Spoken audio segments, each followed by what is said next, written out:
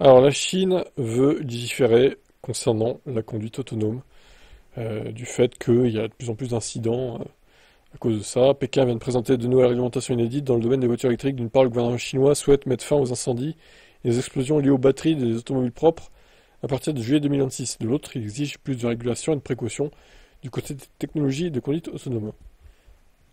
Il souhaite mettre fin aux incendies et aux explosions de batteries. Bah, ouais, mais bon, ça, tu peux toujours légiférer. Bon, si enfin, je veux dire, le risque zéro n'existe pas, quoi, hein. Au bout d'un moment, à compter de juillet 2026, la nouvelle réglementation, donc GB machin truc, baptisée Safety Requirements for Power Battery of EV, exigera que les batteries ne provoquent plus d'incendie ou d'explosion, même en cas d'emballement thermique. La version précédente de cette réglementation n'exigeait qu'un signal d'avertissement 5 minutes avant l'incendie ou l'explosion. Mais Pékin semble bien décidé à faire évoluer les règles du jeu. Je savais même pas qu'il y avait un signal 5 minutes avant. C'est quoi le signal du coup? Votre voiture électrique va s'autodétruire dans 5 minutes, sortez de la voiture, ou garez-la en dehors de votre garage? C'est quoi c'est quoi l'idée en fait? Un test de diffusion thermique sera effectué avant la commercialisation des packs. Concrètement, les fabricants devront désormais s'assurer que leurs batteries soient en capacité de maîtriser un éventuel incident technique. Ouais, s'ils y arrivent, c'est fort, hein. La nouvelle version de la norme introduit également d'autres tests. Il y aura notamment un essai d'impact pour évaluer les capacités de protection de la batterie en cas de collision avec le dessous du véhicule, ou encore un test de sécurité du cycle de charge rapide. Les autorités exigeront que les batteries résistent à 300 cycles, des exigences qui permettront de renforcer la sécurité des conducteurs. KTL, le plus grand fabricant de batteries pour voitures électriques au monde, affirme qu'il a déjà mis au point une technologie capable de répondre à cette nouvelle réglementation.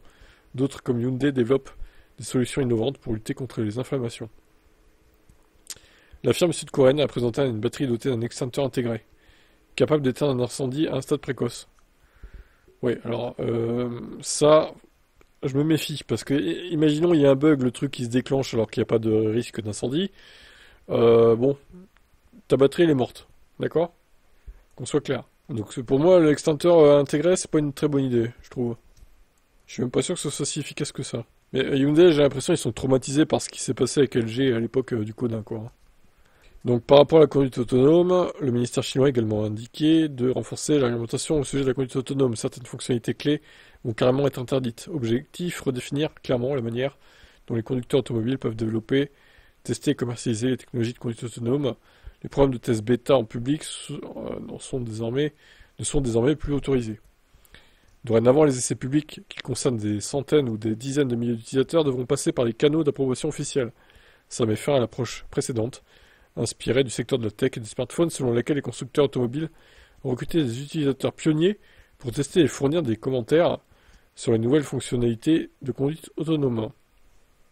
Autre évolution importante, les marques doivent désormais choisir avec soin les termes utilisés pour les aides à la conduite. Les expressions conduite automatique ou conduite autonome ou conduite intelligente avancée seront, par exemple, interdites. Les constructeurs devront plutôt utiliser l'expression conduite assistée et respecter les classifications des niveaux d'automatisation.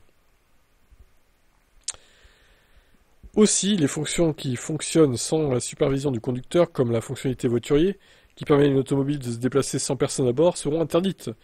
Ah ouais, carrément. Les autorités estiment que la sécurité des conducteurs ne peut pas être garantie.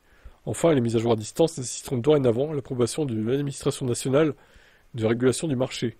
Encore une fois, l'incident ayant impliqué une SU7 il y a quelques jours serait à l'origine de ces modifications. La Chine chercherait donc à donner la priorité à la sécurité plutôt qu'au progrès technologique rapide. Trop rapide. Pékin a choisi un moment symbolique pour annoncer alors moi je pose la question, est-ce qu'on n'est pas en train de surréagir chez les Chinois? Parce que là, quand même, c'est violent, hein. Le mode voiturier, je suis pas sûr qu'il ait créé quelques accidents que ce soit. Bon, je vois pas pourquoi il l'enlève. Bon, voilà, on est dans la surréaction, j'ai l'impression, chez les Chinois, là. C'est l'effet que ça me fait, moi. Et pour les batteries aussi, hein. D'ailleurs, bon, je suis convaincu qu'ils n'arriveront pas à faire ce qu'ils veulent. C'est-à-dire zéro feu de batterie avec tous les VE en circulation là-bas. Zéro feu de batterie en 2026, ils n'y arriveront pas, hein. J'en suis convaincu, hein. Mais bon, ils peuvent toujours essayer. Qu'en pensez-vous?